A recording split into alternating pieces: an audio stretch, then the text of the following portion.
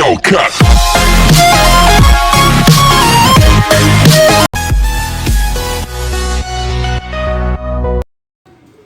प्रिय बच्चों, आज हम राष्ट्र के स्वरूप के दूसरे अंग का अध्ययन करेंगे।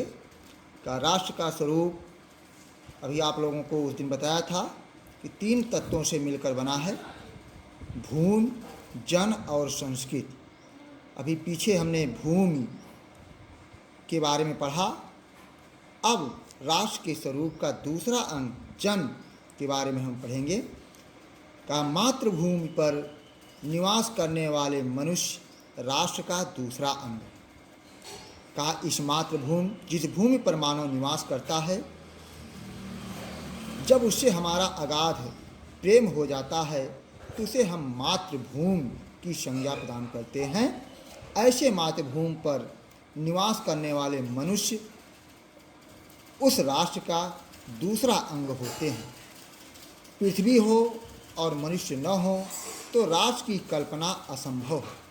का भूमि हो पर उस पर मनुष्य न हो, जन न हो, तो वहाँ राष्ट्र की कल्पना की ही नहीं जा सकती है। राष्ट्र की कल्पना तभी संभव है जब भूमि हो और भूमि पर रहने वाला जन हो, तभी राष्ट्र की कल्पना की जा सकती है। पृथ्वी और जन दोनों के सम्मिलन से ही राष्ट्र का स्वरूप संपादित होता है। कहा पृथ्वी हो और जन हो, दोनों के सम्मिलन से, दोनों के मेल से, दोनों के सम्मिलन से ही राष्ट्र का स्वरूप निष्पादित होता है।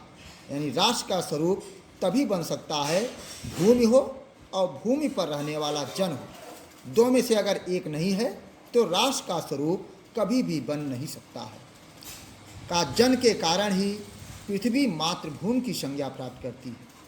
का जन के कारण ही पृथ्वी है, जन न हो तो वह मातृभूमि की संज्ञा कभी भी प्राप्त नहीं कर सकती। का मातृभूमि की संज्ञा उसे तभी मिलती है जब उस भूमि पर जन हो।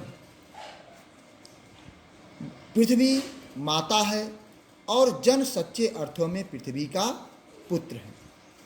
का पृथ्वी मेरी माँ है और उस पर निवास करने वाला मनुष्य उस पृथ्वी का पुत्र है। इसलिए संस्कृत में कहा गया है कि माता भूमि पुत्रो अहम पृथिव्याः। भूमि माता है, मैं उसका पुत्र हूँ। यह आत्मीयता भरा भाव है। जिस दिन उस भूमि पर रहने वाले जन के हृदय में इस प्रकार का भाव उमड़ता है, निश्चित रूप से जन के हृदय में इस सूत्र का अनुभव ही राष्ट्रीयता की कुंजी है, राष्ट्रीयता की चाबी। का जब उस भूमि पर रहने वाले जन के हृदय में इस सूत्र का सूत्रपात होता है कि भूमि मेरी माँ है, मैं उसका पुत्र हूँ, तब उसका निस्वार्थपूर्ण, उसका वह प्रेम उस भूमि के प्रति इतना लगाव हो जाता है, इतनी आत्मीयता प्राप्त कर लेता है कि वहीं से राष्ट्रीयता का आविर्भाव हो जाता है। इसी भावना से राष्ट्र निर्माण के अंकुर उत्पन्न होते हैं। कहा इसी जब मेरे अंदर ये भाव उत्पन्न हो जाता है कि भूमि मेरी माँ है, मैं उसका पुत्र हूँ, तो माता के प्रति पुत्र का जो स्नेह, जो प्रेम, जो निष्काम कर्म उत्पन्न होता है, वहीं से राष्ट्र निर्माण का अंकुर उत्पन्न हो जाता है। प्रिय बच्चों, आज यहीं तक। इससे संबंधित मैं यहाँ प्रश्न दे रहा हूँ। उस प्रश्न को आप लोग देखें और इस गद्यांश से उस प्रश्न को छांट करके उसका उत्तर आप लोग अपनी कॉपी में नोट करें। धन्यवाद।